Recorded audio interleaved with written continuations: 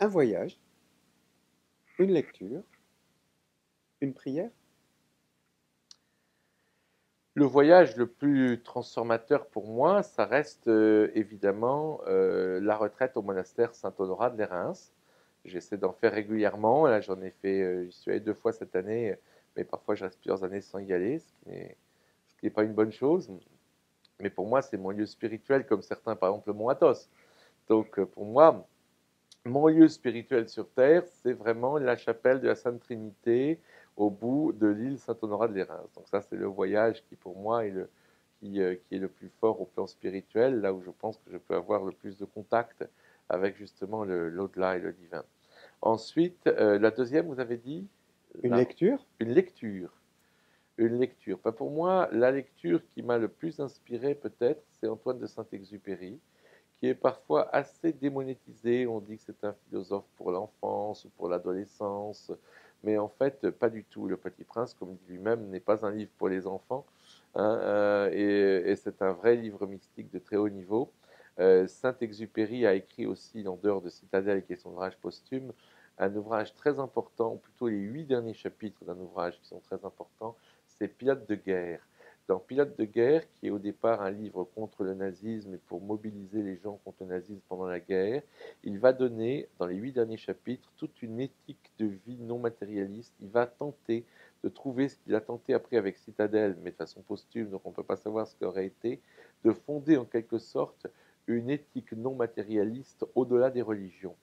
C'est-à-dire, il dit, massivisation est l'héritière des valeurs chrétiennes, donc il se met comme héritier des valeurs chrétiennes, mais il veut aller au-delà. Il veut parler à tout le monde. Et il veut parler de l'homme avec un grand H. Et il dit cette phrase extraordinaire, l'homme avec un grand H ne se définit pas à partir des hommes ou des qualités d'homme. Il y a en lui quelque chose qu'on n'explique pas les matériaux qui le composent, comme la cathédrale, qui est bien autre chose qu'une somme de pierres, qui est géométrie et architecture, qui embrasse jusqu'aux gargouilles les plus grimaçantes dans son cantique. Donc l'homme de Saint-Exupéry, avec un grand H, est celui qui justifie la liberté, l'égalité, la fraternité. On n'est pas frère tout seul, on est frère en quelque chose.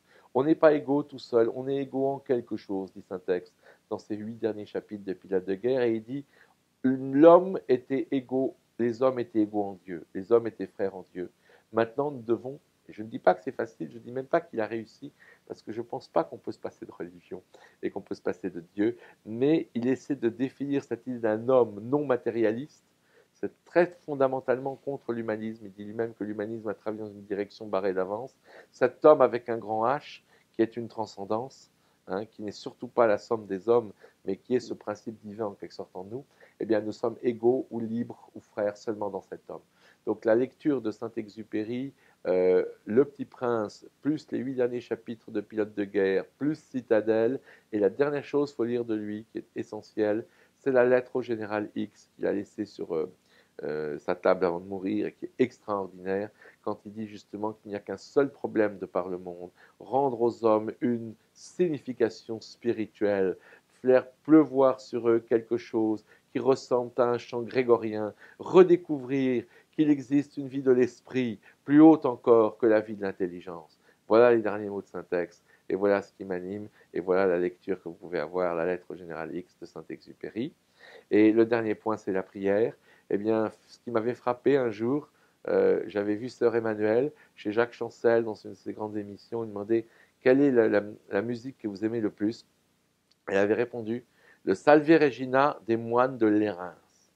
La prière en latin, et je ne suis pas latiniste, mais je connais un peu le texte français bien sûr, mais elle avait spécifiquement dit le Salve Regina des moines de Lérins. Et c'est vrai que dans le Salve Regina des moines de Lérins, à l'époque où je me suis donc converti là-bas, il y avait un chantre de la communauté qui s'appelle le Père Jean. Vous m'avez parlé des gens qui m'ont inspiré tout à l'heure, mais vous m'avez parlé de personnalité. Le Père Jean n'est pas une personnalité. Pendant très longtemps, je n'ai même pas pu avoir sa photo. Il refusait de pris en photo parce qu'il savait qu'on la montrerait comme la photo d'un grand spirituel. C'est un moine extrêmement discret. Il est aujourd'hui à l'abbaye de Sénanque. Il est aujourd'hui maintenant âgé, mais c'est lui qui m'a donné la première communion, qui m'a fait entrer dans l'église catholique. Et donc, le Père Jean était aussi un chantre extraordinaire. Et il y avait, vous savez, au moment on dit ô Pia, ô, etc., dans le ô pieuse, etc., Vierge Marie, et puis il y a le ô dulcis, ô douce Vierge Marie, et il y a le ô qui est chanté en ô, comme un ô d'émerveillement. Et ce moment du ô dulcis, je suis incapable de chanter parce que je chante extrêmement mal, mais dans la nuit, les moines cisterciens éteignent toutes les lumières, éclairent juste la statue de la Vierge, et à ce moment-là, ils chantent ça. Et pour moi, c'est cette prière qui m'a le plus marqué, et spécialement le fameux O Dulcis Virgo Maria. Et donc, ça m'a frappé de voir que quand une personne comme Sœur Emmanuel avait le même sentiment que moi. Le Salve Regina des moines de l'Érins. Merci beaucoup.